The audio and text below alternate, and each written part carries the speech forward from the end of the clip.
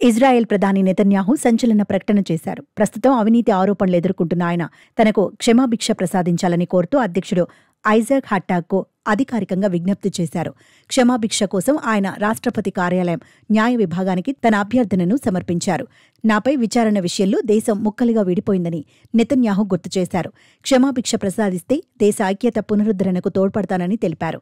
అదేవిధంగా వారానికి 3 సార్లు కోర్టుకు హాజరు కావాలనే నిబంధన అనేది దేశ వ్యవహారాల నిర్వహణలో ఆటంకం కలిగిస్తుందని నెతన్యాహు పేర్కొన్నారు. కాగా అధ్యక్ష కార్యాలయం దీనిని అసాధారణ అభ్యర్థనగా పేర్కొంది. ఇది అనేక చిక్కులతో ముడిపడి ఉందని తెలిపింది.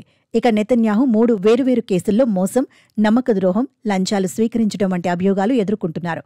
ఇజ్రాయెల్ చరిత్రలో విచారణకు హాజరైన ఏకైక ప్రధానమంత్రిగా నిలిచారు. సంపన్న రాజకీయ మద్దతుదారులకు ఆయన అనుకూలంగా వ్యవహరించారనే ఆరోపణలున్నాయి. అయితే ఇంకా ఏ కేసులోనూ దోషిగా తేలలేదు. ఆయన కూడా మొదట్నుంచి ఆరోపణలను ఖండిస్తూ వస్తున్నారు. ఈ క్రమంలోనే తనకు క్షమాభిక్ష ప్రసాదించాలని కోరుతూ అధ్యక్షుడికి అధికారికంగా విజ్ఞప్తి చేశారు.